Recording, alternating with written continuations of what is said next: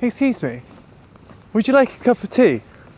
Now I'm doing a little project where I'm going around London and having cups of tea with strangers on park benches and just having a chat with them. If you would prefer not to, it's fine. I'll have one if you... What's your name? Sorry. Peter. Peter, my name's Will. How do you do? How do you like your tea? That's the big question to us. Milk and no sugar. Milk and no sugar. Perfect. What have you been up to today so far, Peter? Nothing of any great consequence. I'm been retired for quite a long time, actually. What did you do before you retired? I was a civil servant. Can I ask which department you worked in? Well, I started off in the Department of Education. Yeah. I was there for quite a long time. Tell me, just a dash or is that enough or a bit more? Quite a bit more. A bit more? Perfect. Oh, cheers, Peter. Cheers. Cheers to a cup of tea. I was also involved at a later stage in setting up the Electoral Commission, which is to regulate political parties and the funding of parties and what you're allowed to spend during an election campaign. I guess that's something that you can be incredibly proud of as well. Were you sad to leave when you left? Well, it's this question of whether you live to work or work to live, and I've always felt that I work to live, and I've also sort of spent a lot of time exploring galleries and museums and reading. Where would be a gallery you'd recommend going to? Well, it's very, very hard to say, but I think from a purely subjective point of view, I would say the Victoria and Albert, because they have everything there. You know, obviously at my age I'm beginning to think, well, am I ever going to see everything in the V&A? Is there more there than I will ever manage to get around to seeing?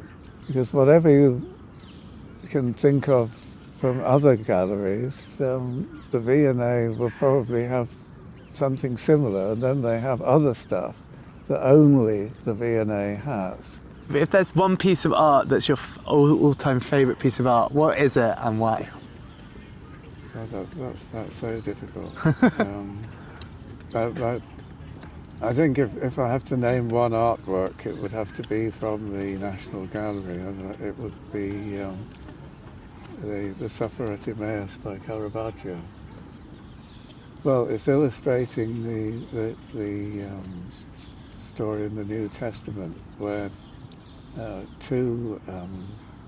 after the crucifixion, the two men are in a state of utter astonishment. That it's like something from a still from a film. They are utterly amazed at what has suddenly been revealed to them. Why is that your favourite? I don't honestly know for sure, but I probably first saw it when I was a student, and it made an instant impression. I will go to have a look. What's the most memorable cup of tea you've ever had in your life? Oh, that's a very difficult one. Went to university, and to begin with, I was a bit lonely and wasn't really meeting people who were up my street, but then I eventually did meet a group of people and got invited by a very informal sort of tea, you might call it, and that was the start of friendships that in some cases are still going over 50 years later. A cup of tea can start a conversation and start a friendship. It's beautiful. He was a a Scotsman who had a literally open door policy. He didn't actually close his door, which encouraged people to wander in. Unfortunately, he's no longer with us, but some lasting friendships did come out of that. Somehow, the more we open ourselves up to what is out there, such as the sunset. Oh, it's beautiful, isn't it? The happier and more at peace we will become within ourselves. So it's this paradox that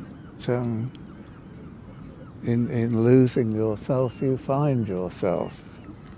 Because people who are miserable often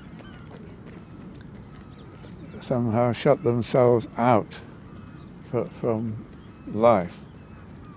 And it's the glass half full, glass half empty cliche. I think that if you can start to look out beyond yourself, you take the first step in understanding yourself and your relation to the world. Beautifully put.